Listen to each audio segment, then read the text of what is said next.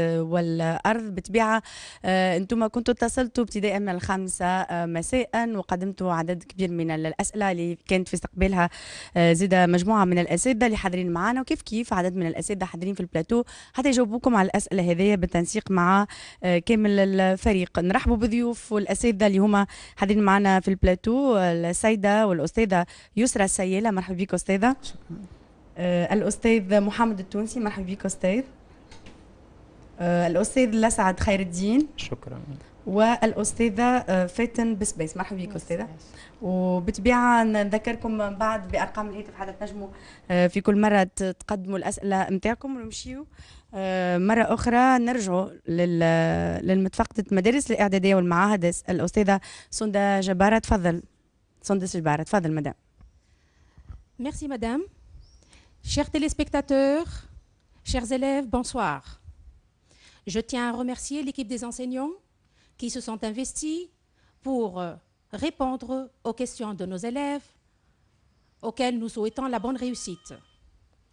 Je remercie également le ministère de l'Éducation et la Nationale 2 de nous fournir l'opportunité de revoir de nouveau nos élèves afin de leur présenter de l'aide en répondant à leurs questions avec l'espoir d'être à la mesure de leurs réponses, de leurs attentes, pardon.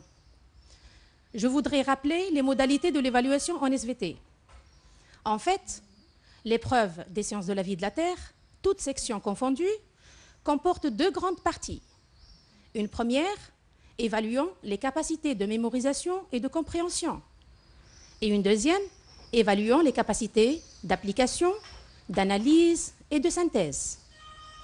Je tiens à rappeler nos élèves de la section sport que, pour la première partie, réservés à la mémorisation et à la compréhension, 2 sujets au choix leur seront proposés et aux candidats de choisir un seul sujet parmi les 2 proposés. Je cède la parole à Madame Masmoudi. Merci Madame Jbara, bonsoir. Cela fait 1 heure que nous recevons vos coups de fil. Chers élèves, vos questions ont été nombreuses et ça nous fait plaisir. Elle porte sur plusieurs thèmes en rapport avec les exigences du programme officiel. Si je reviens à la première question qui nous a été posée, elle se rapporte au thème de l'évolution. La question où les élèves s'interrogent précisément sur le mécanisme de l'évolution. Je cède la parole à Si Mohamed Tounsi. Merci. Bon, le mécanisme de l'évolution, les mécanismes de l'évolution sont au nombre de 2. Alors, il y a tout d'abord les mutations, ensuite la sélection naturelle. Intéressons-nous tout d'abord aux mutations. Les mutations peuvent être soit géniques, soit chromosomiques.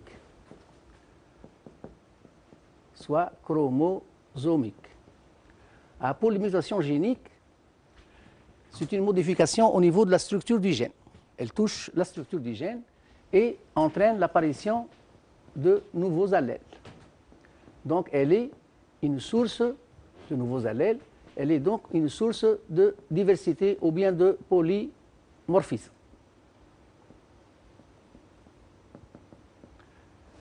Alors que la mutation chromosomique touche la structure du chromosome.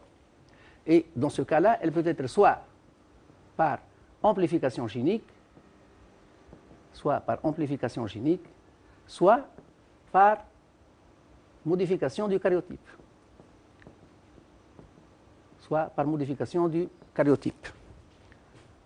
Pour l'amplification génique, on prendra l'exemple de l'amplification du gène qui code pour la molécule d'hémoglobine. Alors cette molécule d'hémoglobine, chez les mammifères, est formée par 4 chaînes, qui sont les chaînes alpha, bêta, gamma et delta. Donc chez les mammifères, on trouve 4 gènes qui codent pour cette molécule-là. Alors que chez les reptiles, on trouve seulement 3 gènes qui sont alpha, bêta et gamma. Chez les batraciens, on trouve seulement 2 gènes les batraciens, donc, on trouve seulement 2 gènes qui sont alpha et bêta. Chez les poissons, on trouve un seul gène, c'est le gène alpha.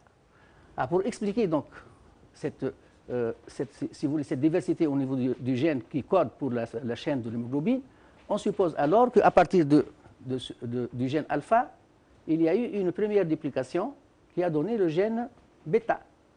Alors, le gène alpha continue à exister chez les batraciens et chez les reptiles, ainsi que le gène bêta qui a subi une deuxième duplication. Cette deuxième duplication est suivie par une troisième duplication qui s'est faite chez les reptiles. Une troisième duplication qui s'est faite chez les mammifères. Alors, ces trois duplications, première duplication, deuxième duplication et troisième duplication, ont été aussi suivies par une transposition, c'est-à-dire le gène qui change de position par rapport au chromosome. Alors, le gène alpha et bêta existe sur le chromosome 16, alors que le gène alpha reste sur le chromosome 16. Ensuite, les gènes gamma et bêta se trouvent sur le chromosome 11. Alors, chez les mammifères, le chromosome 11 porte les gènes bêta, gamma et delta, alors que le gène ancestral, qui est alpha, reste toujours sur le chromosome 16. Alors là, il y a eu une amplification génique qui a entraîné donc une amplification de l'information génétique. Alors l'amplification de l'information génétique est un indice d'évolution, puisque plus l'information génétique est amplifiée, elle est grande, plus l'individu, donc les structures et les fonctions deviennent complexes. Ça, en ce qui concerne donc l'amplification génique. Deuxième mutation chromosomique, c'est la modification du karyotype. Cette modification du karyotype peut se faire soit par fusion des chromosomes, soit par dédoublement du karyotype. Pour la fusion des chromosomes, on va prendre le cas de la fusion des chromosomes chez la drosophile. Alors, on a ici 4 karyotypes. Le premier, il est à 2n égale 12. Le deuxième, chez Drosophila pseudo-obscura, à 2n égale 10. Troisième, chez Drosophila melanogaster, à 2n égale 8. Et quatrième karyotype, chez Drosophila wilsoni, à 2n égale 6. Alors, si on compare le karyotype chez Drosophila virilis, qui est à 2n égale 12, avec le karyotype chez Drosophila pseudo-obscura, par exemple, on constate que la réduction du nombre de chromosomes s'est faite suite à une fusion entre la paire qui est représentée en jaune sur votre écran et la paire qui est représentée en rouge. Alors, cette fusion entre les deux chromosomes jaune et rouge donne alors une réduction du nombre de chromosomes. Les deux espèces deviennent alors interstériles et cette modification du karyotype est une source de la spéciation. C'est elle qui implique la spéciation puisque les deux karyotypes, les deux drosophiles porteurs de ces karyotypes deviennent interstériles. Alors, deuxième mécanisme de l'évolution, c'est la sélection naturelle. Alors, la sélection naturelle est un choix opéré par le milieu sur les karyotypes, donc sur les génotypes le mieux adaptés à vivre dans un milieu bien déterminé. Alors, si on considère l'exemple de Phalon de Bouleau, qui est un papillon nocturne, alors ce papillon-là donc présente deux phénotypes différents, un phénotype clair sauvage et un phénotype sombre mutant. Alors le phénotype clair se trouve mieux adapté dans une région qui est non polluée puisque sa couleur claire lui permet de se camoufler des prédateurs, alors que la couleur sombre, elle est mal adaptée. Alors si les conditions du milieu changent et le milieu devient pollué, la forme qui était bien adaptée devient mal adaptée et la forme qui était mal adaptée dans un milieu non pollué devient bien adaptée dans un milieu qui est pollué.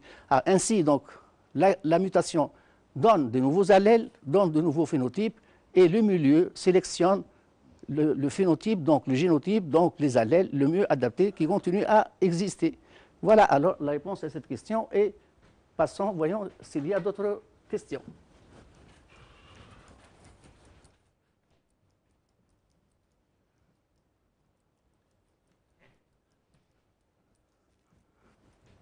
Humaine. La parole est donnée à Madame Siela. Donc, c'est de la génétique humaine à laquelle on s'adresse. Comment traiter un exercice de génétique humaine? À vous la parole, Madame Siela. Merci, Madame Chba. Alors, il s'agit d'étudier le mode de transmission d'une maladie héréditaire. Mode de transmission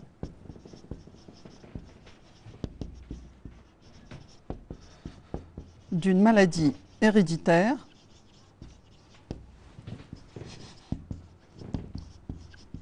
chez l'homme.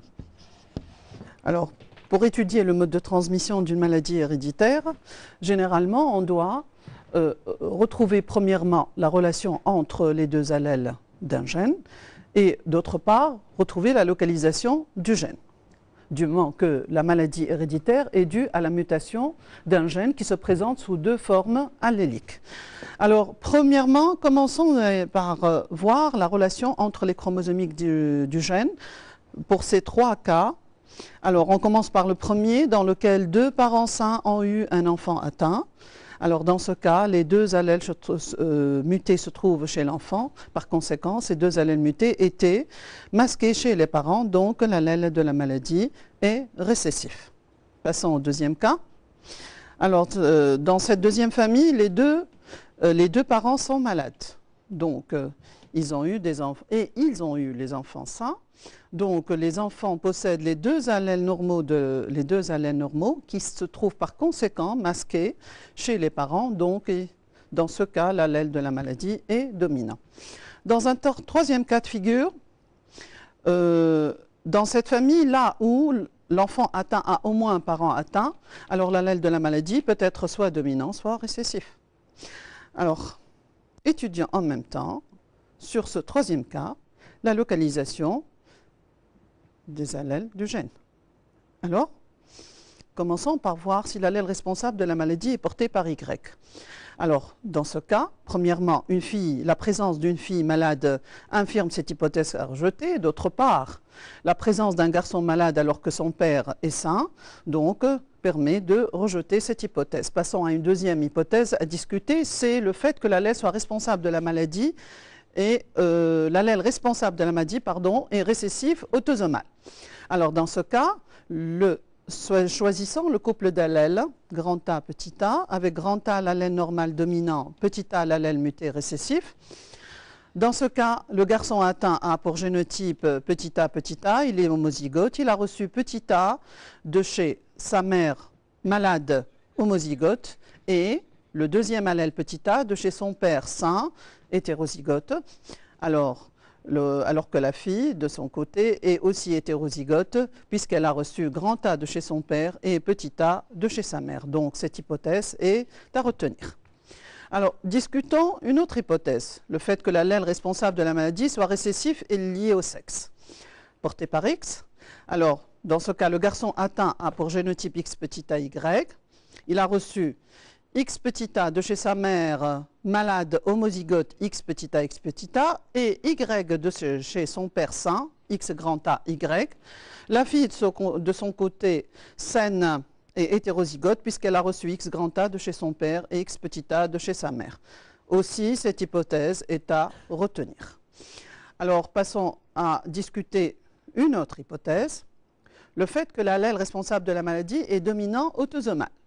Alors, choisissons le couple d'allèles petit s avec grand M allèle muté dominant, petit s allèle normal récessif. Alors, dans ce cas, le garçon atteint a pour génotype grand M petit s. Il a aussi reçu petit s de chez son père sain homozygote petit s et l'allèle grand M de chez sa mère hétérozygote grand M petit s puisqu'elle est malade et elle a eu un enfant sain. Et puis, la fille saine et homozygote, elle a pour génotype petit s. Alors, même cette hypothèse est à retenir. Alors, dans ce cas de figure-là, une autre hypothèse à discuter, c'est l'allèle responsable de la maladie dominant lié au sexe porté par X. Alors, dans ce cas, la mère malade est hétérozygote de génotype X grand M X petit s, son mari, le homme sain, X petit s Y. Alors, la fille X petit s, puisqu'elle a reçu X petit s de chez sa mère et X petit s de chez son père, et le garçon malade a pour génotype X grand M, Y. Cette hypothèse aussi est à retenir. Alors, dans le cas de figure, là, on peut avoir toutes ces hypothèses à retenir. Alors, une autre question, une question suivante dans l'exercice, apporterait des données pour confirmer certaines hypothèses et infirmer d'autres. Voilà la réponse à cette question. Voyons s'il y a d'autres questions.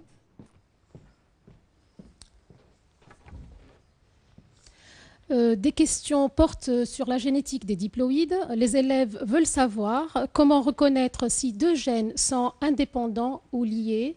La parole est à vous, Monsieur Khaireddine.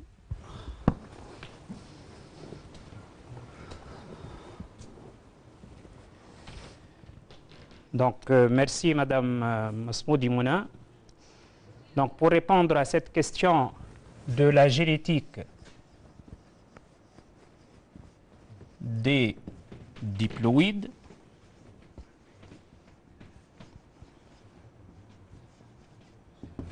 et comment peut-on distinguer entre deux gènes indépendants et deux gènes liés?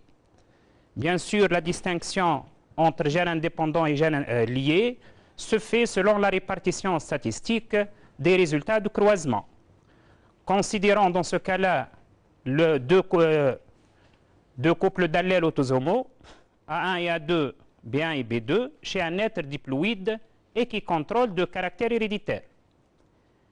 Dans ce cas-là, on va considérer aussi les deux parents croisés sont de race pure. Donc, deux situations peuvent se poser concernant la localisation des deux gènes. La première situation, si les deux gènes sont portés par deux paires d'autosomes différents, on parle de gènes indépendants. Bien, selon le type de dominance, il y a aussi plusieurs cas dans cette situation. Le premier cas de dominance pour les deux gènes, A1 domine A2, B1 domine B2. Étant donné que les parents sont de race pure, on obtient à la F1 100% A1, B1. Alors qu'en test cross, on obtient 4 phénotypes, dont 2 parentaux et 2 recombinés, de fréquence 1 quart, 1 quart, 1 quart, 1 quart. Le croisement des individus de la F1 entre eux donne une F2 composée de 4 phénotypes, qui sont aussi les mêmes phénotypes que le test cross, mais de proportion 9/16, 3/16, 3/16, 1/16. La deuxième situation, dans le cas de dominance pour le premier gène et codominance pour le deuxième gène, on obtient à la F1 100% A1 et un nouveau phénotype appelé ici B1, B2. En test cross, on obtient aussi 4 phénotypes d'égale proportion, toujours 1 quart, 1 quart, 1 quart, 1 quart. Alors qu'en F2, on obtient 6 phénotypes de proportion 6/16, 3/16, 3/16, 2/16, 1/16, 1/16. Le troisième cas, s'il y a codominance pour les deux couples d'allèles, A1 égale A2 et B1 égale B2. On obtient à la première génération 100% de phénotype intermédiaire pour le premier caractère et 100% de phénotype intermédiaire pour le deuxième caractère. Alors qu'en test cross, on obtient 4 phénotypes d'égale proportion, 1 quart, 1 quart, 1 quart, 1 quart. La F2 se compose de 9 phénotypes dont les proportions 4/16, 4 fois 2/16 et 4 fois 1/16. D'après les résultats que vous voyez ici dans ce tableau, vous voyez que la F1 est toujours homogène. Elle indique la pureté des races parentales. L'apparition du phénotype A1, B1 dans le premier cas, qui est un phénotype parental, indique une dominance, alors que l'apparition d'un nouveau phénotype dans les deux autres cas indique une codominance entre les allèles d'un même gène. Dans la deuxième colonne, vous voyez que les résultats des tests cross donnent 4 phénotypes de même proportion, toujours 1 quart, 1 quart, 1 quart, 1 quart, et ceci est une caractéristique des gènes indépendants. Alors que la composition de la F2, elle comporte 4, 6 ou 9 phénotypes, et ceci selon le type de dominance entre les allèles. Donc, maintenant, deuxième situation, si les gènes sont portés par la même paire d'autosomes. On parle alors de gènes liés. On considère les deux couples d'allèles A1, A2 avec A1 domine A2 et B1 domine B2. Les parents croisés dans ce cas-là sont de phénotypes respectifs A1, B1 et A2, B2. On va discuter les résultats qu'on puisse obtenir selon la distance entre les gènes. Eh bien, on a envisagé ici deux situations. La distance entre les deux gènes égale 0 centimorgane. À ce moment, en F1, on obtient 100% A1, B1.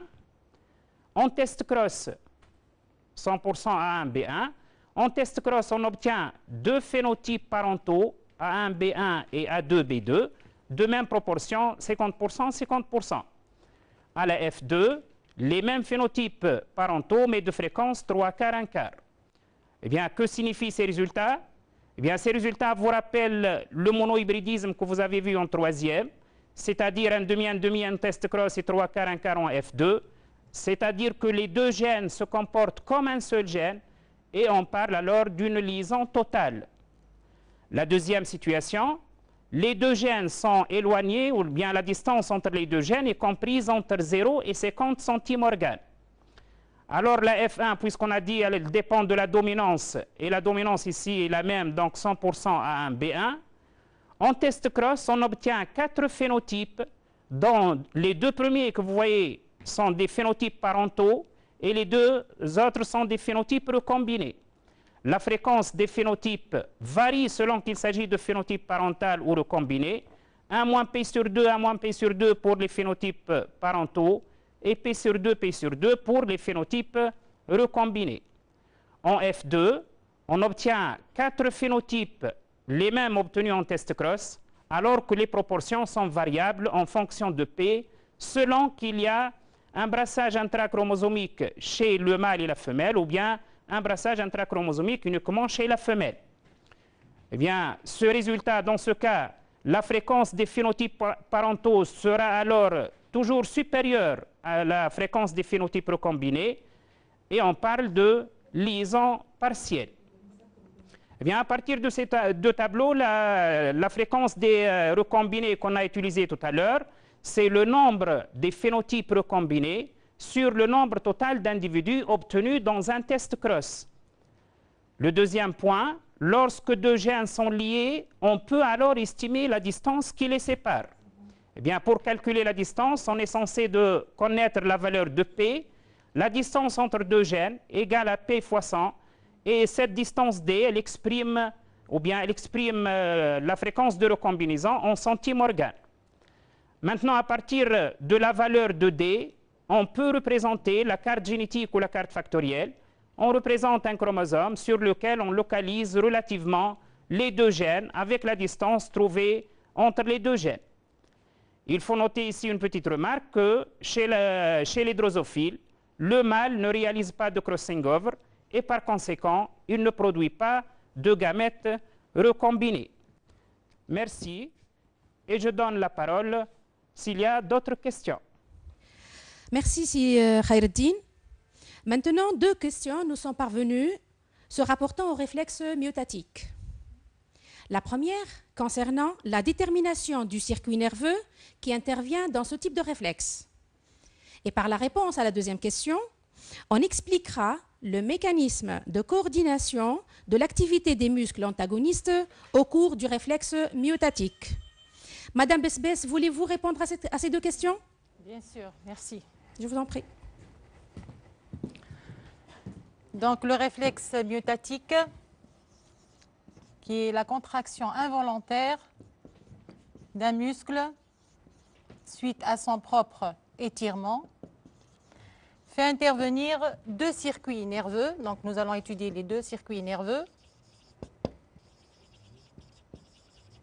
et repose sur la coordination entre les muscles antagonistes.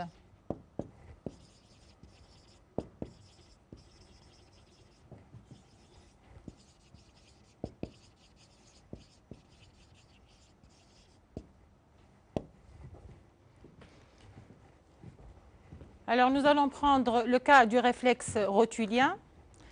Dans le cas où le coup est porté au niveau de la rotule, ceci va entraîner un étirement du muscle extenseur de la jambe, de la cuisse dans ce cas, et stimule les fuseaux neuromusculaires qui émettent par transduction sensorielle un message nerveux sensitif codé en modulation de fréquence de PA qui se propage le long des fibres sensitives 1A.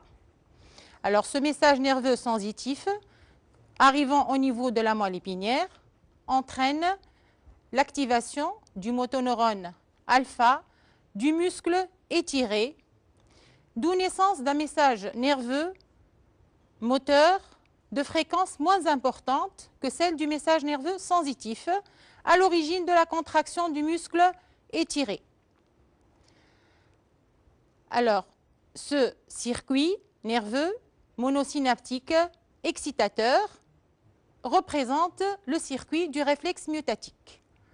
Alors, ce même message nerveux sensitif, arrivant au niveau de la moelle épinière, stimule l'interneurone inhibiteur et inhibe le motoneurone alpha du muscle antagoniste, entraînant son relâchement. Il s'agit là d'un circuit nerveux polysynaptique inhibiteur qui intervient dans le réflexe myotatique. Cette innervation réciproque explique la coordination entre les deux muscles de la cuisse dans ce cas, c'est-à-dire le muscle extenseur et le muscle fléchisseur, et assure le mouvement de flexion observé dans le cas de ce réflexe. Y a-t-il donc d'autres questions à poser? Oui, il y a d'autres questions, Madame Besbès. La question suivante se rapporte au thème de la reproduction humaine. Les élèves voudraient qu'on leur rappelle le mécanisme de régulation de la fonction reproductrice masculine. Si Mohamed Tounsi veut y répondre, s'il vous plaît. Merci. Madame Masmoudi. Bon, la régulation de la fonction reproductrice masculine comprend en principe un contrôle et un rétro-contrôle. Alors, commençons tout d'abord un rétro-contrôle. Commençons tout d'abord par le contrôle. Alors, le contrôle, en principe, s'effectue entre l'hypothalamus et l'hypophyse d'une part, et entre l'hypophyse et le testicule d'autre part. Alors, entre l'hypothalamus et l'hypophyse, il y a sécrétion de GnRH, qui est une neurohormone. Cette neurohormone, transportée par le son de la tige pituitaire, stimule des cellules hypophysaires, sécrétrices de FSH et de LH. Alors, la FSH et la LH sécrétée va agir alors sur les testicules. En ce qui concerne la LH, elle agit sur les cellules de Leydig, qui sécrètent à leur tour la testostérone. Alors que la FSH agit sur le tube séminifère et permet la sécrétion par les cellules de Sertoli de deux molécules qui sont l'ABP et l'inhibine. L'ABP se combine avec la testostérone, c'est une protéine de transport et de liaison de la testostérone, et stimule alors les étapes de la spermatogenèse au niveau du tube séminifère. Alors dans ce sens-là, donc, on parle d'un contrôle. Un contrôle entre l'hypothalamus et l'hypophyse, un contrôle entre l'hypophyse et les testicules. Alors le contrôle entre l'hypophyse et l'hypothalamus se fait par la neurohormone, elle est la GnRH, alors que le contrôle entre l'hypophyse et le testicule se fait par la LH et la FSH. Alors il existe un rétrocontrôle maintenant. Ce rétrocontrôle chez l'homme est toujours négatif. Un rétrocontrôle exercé par la testostérone sur le complexe hypothalamo-hypophysaire et qui freine la sécrétion de GnRH et par conséquent, il freine la sécrétion de FSH et de LH. Un rétrocontrôle négatif aussi exercé par l'inhibine, mais cette fois-ci, ce rétrocontrôle s'exerce seulement sur l'hypophyse et freine alors la sécrétion de la LH. Alors, grâce à ce contrôle et à ce rétrocontrôle, il va y avoir alors un taux stable de testostérone et un déroulement normal de la spermatogenèse, grâce à ce contrôle et à ce rétrocontrôle. Voyons maintenant les questions suivantes. Merci, Si Mohamed Tounsi. Toujours dans le thème de la reproduction humaine, les élèves voudraient qu'on leur explique le mécanisme de régulation de la fonction reproductrice chez la femme. À vous la parole, Madame Besbès.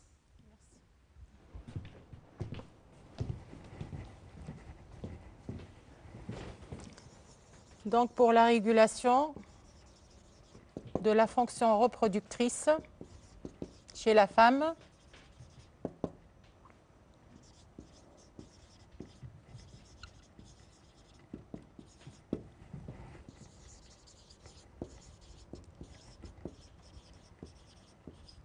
donc nous allons également traiter le contrôle, comme pour chez l'homme d'ailleurs, et le rétrocontrôle.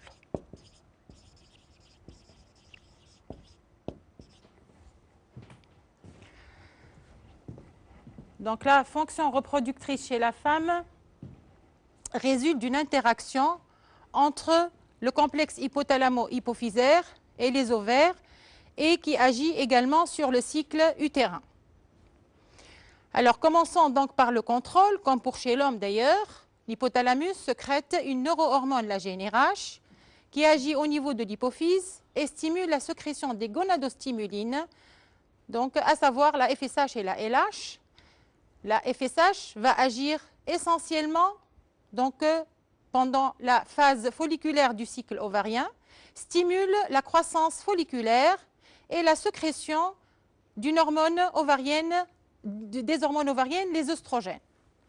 Alors, ces œstrogènes vont agir sur l'utérus, assurent la régénération de l'endomètre et stimulent les contractions du myomètre, favorisant ainsi la rencontre entre les gamètes.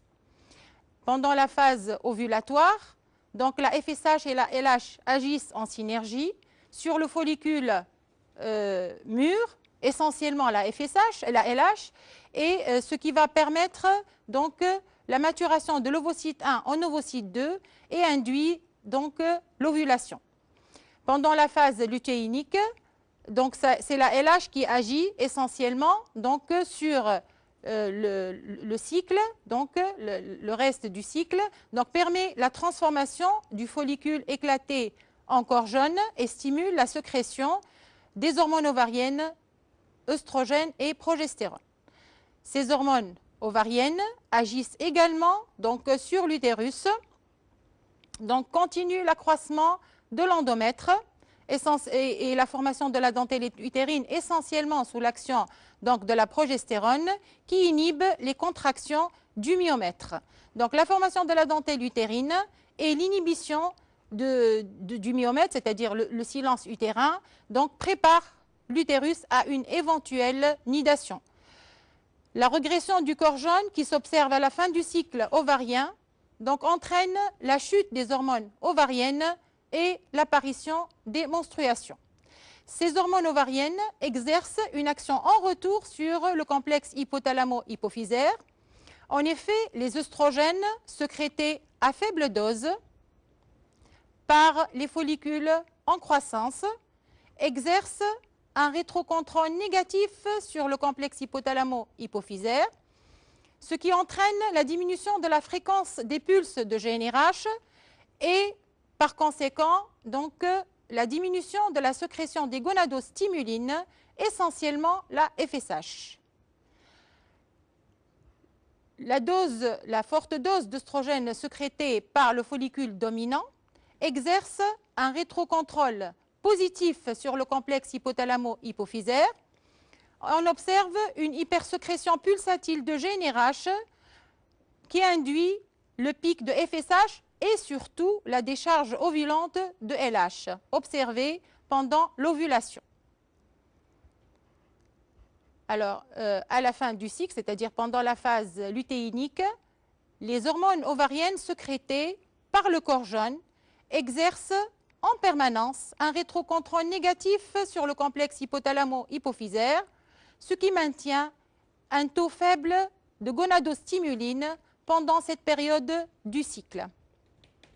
Donc, merci. Donc, s'il y a d'autres questions, bien sûr. Oui, il y a d'autres questions, Madame Sbès. On passe maintenant à une question se rapportant au fonctionnement du muscle squelettique. Il s'agit de préciser quelles sont les sources de l'énergie utilisée par les muscles au cours de sa contraction. Monsieur Khaireddine, vous avez la parole. Merci pour Madame Masmoudi Mouna. Donc, pour répondre à cette question, quelles sont les sources d'énergie utilisées par le muscle en contraction? Bien sûr, le muscle, comme étant un organe moteur, il a besoin de l'énergie pour se contracter. Pour expliquer cette source d'énergie ou l'utilisation de l'énergie, on vous présente ce petit croquis où vous voyez une petite portion de la fibre musculaire. En blanc, la membrane sarcoplasmique, à l'intérieur, le réticulum sarcoplasmique et une portion de myofibrilles, les filaments d'actine et de myosine.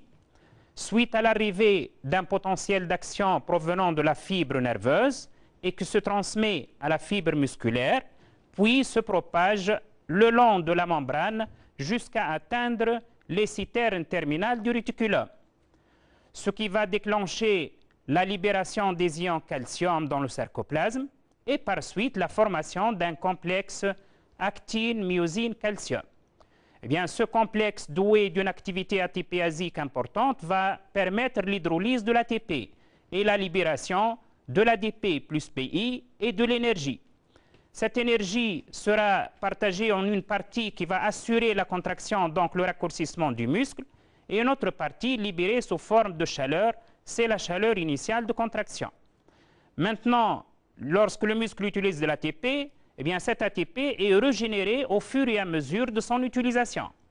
Pour cela, le muscle utilise différentes voies de régénération, dont 2 sont rapides et 2 sont lentes.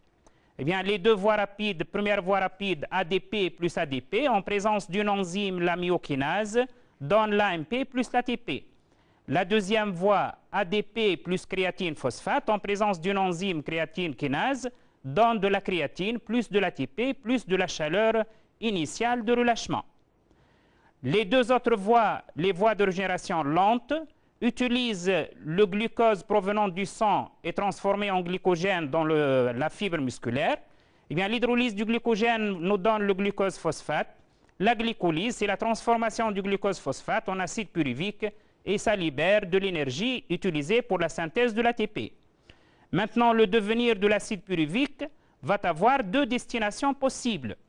En cas de présence d'oxygène, suffisamment d'oxygène, et ceci par exemple dans le cas d'une activité musculaire modérée, l'oxygène provenant de sang et l'acide pyruvique provenant du sarcoplasme pénètrent dans les mitochondries où ils subissent une oxydation totale, libérant du CO2, de l'eau et de l'ATP. Plus une quantité de chaleur, c'est la chaleur retardée. L'acide pyruvique, en cas de manque d'oxygène ou bien d'exercice musculaire intense, peut se transformer en acide lactique.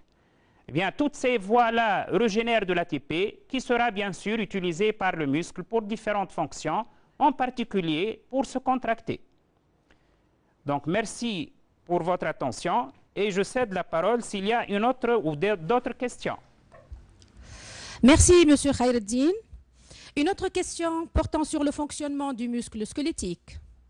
Il s'agit là d'expliquer le mécanisme de conversion de l'énergie chimique en énergie mécanique de contraction. Madame Siela, à vous la parole. Merci, Madame Jbara. Alors, il s'agit d'étudier la conversion de l'énergie chimique en énergie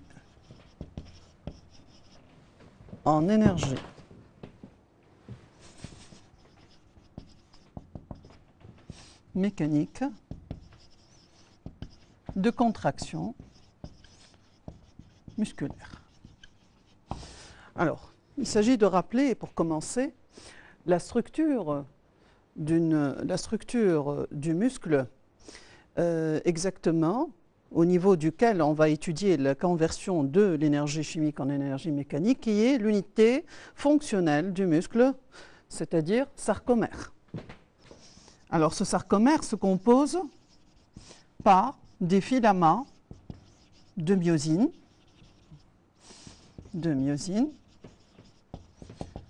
interposés entre des filaments de myosine, interposés entre des filaments d'actine.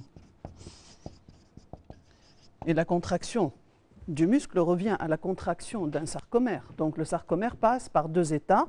Un état où le sarcomère est au repos et un état où le sarcomère est contracté, c'est-à-dire raccourci. Alors voyons pour l'état de repos, une molécule d'ATP se trouve disposée sur la tête de myosine et le site de fixation de la myosine sur l'actine est masqué par une protéine. Alors, l'arrivée d'un potentiel d'action musculaire stimule la libération des ions Ca2+ par le réticulum sarcoplasmique. Dans ce cas, le site est démasqué. Il se forme alors le complexe ATP, myosine, et ce complexe-là va activer la myosine qui a une activité ATPasique, donc elle hydrolyse l'ATP. Une partie de l'énergie qui est libérée par cette hydrolyse d'ATP serait utilisée pour le glissement des myofilaments d'actine vers le centre du sarcomère. Ainsi, si le sarcomère se contracte, donc tous les sarcomères d'une fibre musculaire se sont contractés, et on voit bien ici qu'on a étudié comment s'est convertie l'énergie qui a été libérée par l'hydrolyse de l'ATP en énergie mécanique permettant la contraction musculaire. Alors voyons s'il y a d'autres questions. Merci Madame Ciela. On demande maintenant qu'on explique le mécanisme de la régulation de la pression artérielle suite à une hypertension. Sitoun, si vous avez la parole. Merci Madame Asmoud. Alors, la régulation de la pression artérielle,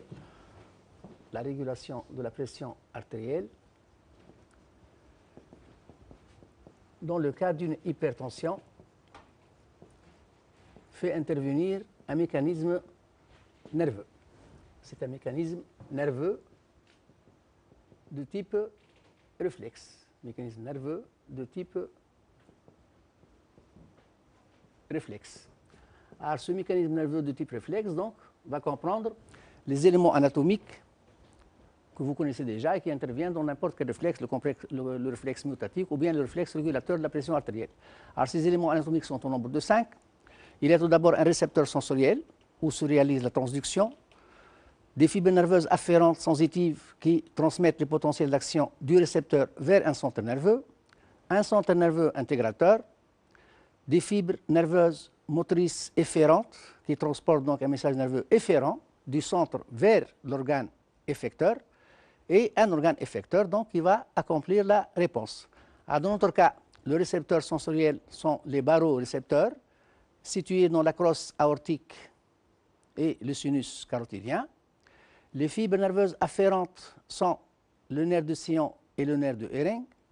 Le centre nerveux intégrateur est un centre bulbaire et médulaire. Les organes effecteurs sont le cœur et les vaisseaux sanguins. Alors, suite à une hypertension, il va y avoir alors augmentation de la pression artérielle au niveau du sinus carotidien et de la crosse aortique, ce qui active les barorécepteurs, d'où naissance de PA afférents qui se propagent le long du nerf de Sion et le long du nerf de Hering qui sont représentés en jaune ici sur votre animation.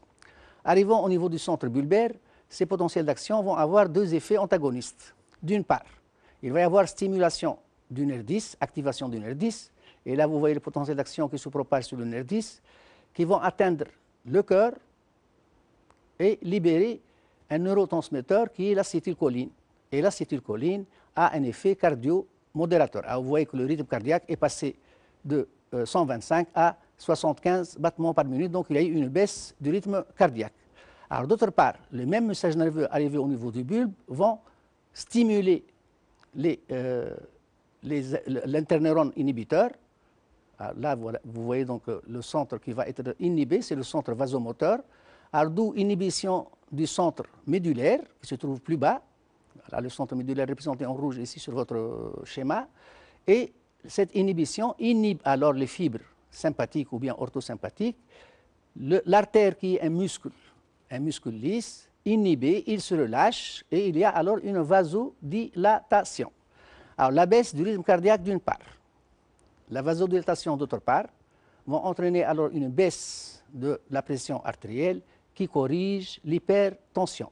Donc, le réflexe de la régulation de la pression artérielle dans le cas d'une hypertension est un réflexe correcteur de l'hypertension. Il est seulement, donc, dans ce cas-là, il est seulement nerveux. Il n'y a pas de réflexe de régulation hormonale dans le cas d'une hypertension. Dans le cas d'une hypertension, c'est toujours donc un mécanisme nerveux qui va régler cette hypertension. Voilà, voyons s'il y a d'autres questions. Merci Sitounsi. Alors, la question suivante nous mène vers le thème de l'immunité. Il s'agit là de préciser les principaux événements qui ont lieu lors de la phase d'induction de la réponse immunitaire spécifique. À vous la parole, Madame Siela. Merci, Madame Jbara. Alors, il s'agit d'étudier la phase d'induction, la première phase d'une réaction ou réponse immunitaire spécifique. Alors, à savoir que normalement, la pénétration d'un antigène ou d'éléments étrangers dans l'organisme entraîne l'induction d'une réaction ou bien induit une réaction immunitaire spécifique. Alors, la phase d'induction comporte deux événements majeurs, à savoir le premier événement, c'est la reconnaissance de l'antigène, et le deuxième événement majeur, c'est l'activation des lymphocytes spécifiques de cet antigène. Alors, essayons d'étudier les événements qui se passent au niveau de cette phase d'induction sur le diaporama suivant. Alors, lorsque l'antigène pénètre dans l'organisme, vient reconnaître l'antigène, le macrophage. Alors, il le phagocyte, puis, étant incapable de le digérer totalement, il le digère partiellement en ses déterminants antigéniques pour les exposer associés aux molécules HLA. Donc ici, le macrophage a joué le rôle de cellule présentatrice de l'antigène. D'autre part, les lymphocytes B reconnaissent cet antigène grâce à leur récepteur spécifique, l'anticorps de surface, l'immunoglobuline, le reconnaissent directement et ainsi, le lymphocyte aussi a même joué le rôle de cellules présentatrices de l'antigène, suite à l'endocytose de cet antigène et à son exposition à la surface de la molécule du soin, le HLA. Alors, dans ces deux, voilà, donc les deux macrophages et lymphocytes B ont joué ici le rôle de cellules présentatrices de l'antigène. D'un autre côté, les lymphocytes T4 et T8, qui sont reconnus ici grâce à leurs marqueurs CD4 et CD8, alors viennent reconnaître cet antigène qui est associé aux molécules du soi, qui sont les protéines HLA. Alors cette reconnaissance de l'antigène par les lymphocytes va assurer une première activation, c'est-à-dire un premier signal d'activation par contact. Et deuxièmement, le macrophage aussi, le deuxième signal, il active ces lymphocytes par l'intermédiaire d'un médiateur chimique à distance, l'interleukine 1. L'interleukine 1 active les lymphocytes T4 et T8 et stimule la sécrétion des récepteurs à l'interleukine 2 par ces lymphocytes-là. D'un autre côté, le lymphocyte T4 sécrète d'une part l'interleukine 2 pour s'auto-activer lui-même et se transformer en lymphocyte T helper ou T auxiliaire, qui est une cellule sécrétrice de l'interleukine 2 afin d'activer d'une part les lymphocytes B comme un des acteurs de la RIMH.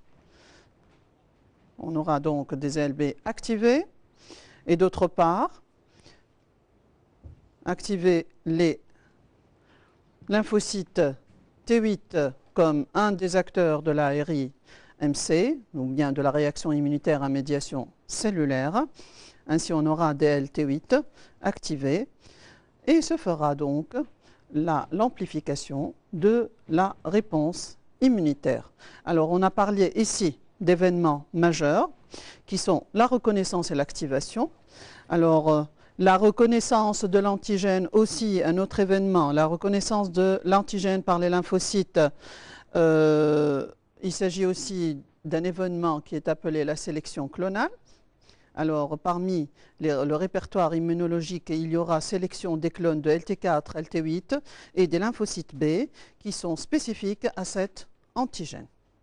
Voilà ce qui se passe grossièrement dans la phase d'induction d'une réponse immunitaire spécifique. Alors passons et voyons s'il y a d'autres questions. Merci Madame Siela. La question suivante nous laisse dans le cadre du thème de l'immunité avec la question suivante. Comment expliquer le dysfonctionnement du système immunitaire? Madame Besbès, la parole est à vous. Merci.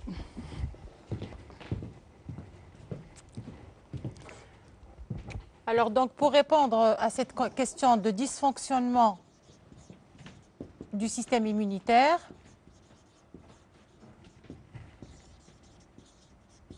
nous allons prendre deux exemples.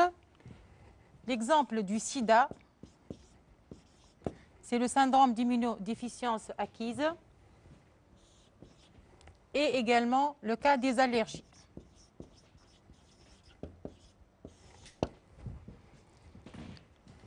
Donc nous allons commencer par le cas du sida.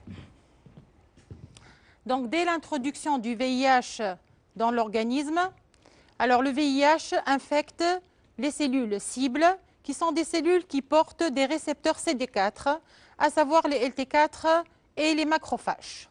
Le VIH se fixe au niveau de ces cellules, donc injecte son matériel nucléaire, qui est de l'ARN, en même temps que des enzymes, des transcriptases reverses, qui assurent la transcription de l'ARN viral en ADN proviral, qui s'intègre dans l'ADN chromosomique des cellules cibles. Alors à ce stade, il peut rester sous forme d'ADN proviral latent pendant des années. L'individu est séropositif asymptomatique.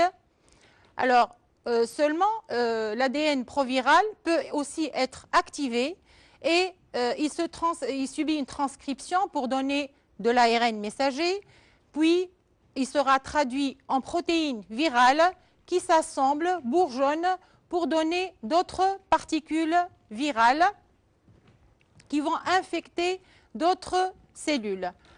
Alors, la multiplication du VIH entraîne la destruction des cellules cibles, qui sont des cellules immunitaires, ce qui entraîne l'effondrement du système immunitaire et l'installation des maladies opportunistes qui caractérisent la phase sida. Alors, maintenant, je passe aussi au mécanisme des réactions allergiques. Donc, les allergies représentent plutôt des réactions exagérées de l'organisme vis-à-vis des antigènes qui sont les plus souvent inoffensifs. Le premier contact avec l'allergène entraîne une sensibilisation donc des mastocytes. En réalité, l'allergène va activer les LB spécifiques qui se multiplient, se différencient en plasmocytes sécréteurs d'anticorps de type IgE. Les anticorps donc, vont se fixer sur les mastocytes qui sont présents au niveau des tissus conjonctifs et des muqueuses. Donc, comme je l'ai introduit, il s'agit d'une phase de sensibilisation des mastocytes. Alors, le deuxième contact, ou lors du deuxième contact avec le même allergène, alors cet allergène va se fixer sur deux IgE voisins présents au niveau des mastocytes, ce qui entraîne l'activation des mastocytes et leur dégranulation, donc qui se manifeste par une libération d'un médiateur qui est l'histamine, qui est à l'origine de la sécrétion de mucus, de la contraction des muscles lisses, de la vasodilatation et d'une hypertension, d'où les réactions violentes qui peuvent accompagner ou qui peuvent se manifester lors de certaines réactions donc, allergiques. Merci. شكرا ليك استاذه فاتن بسبيس باش تفسر في مازال فما باش تفسر التابلو. Pour ça, non, j'ai terminé avec le dysfonctionnement du système immunitaire. Alors je demande s'il y a d'autres questions ou si le temps alloué nous permet de continuer. لا ما عادش عندنا برشا وقت، فقط باش نعاود نرجع الكلمه مره اخرى للمتفقده المدارس الاعداديه والمعاهد الاستاذه سندس جباره. تفضل استاذه. Merci madame.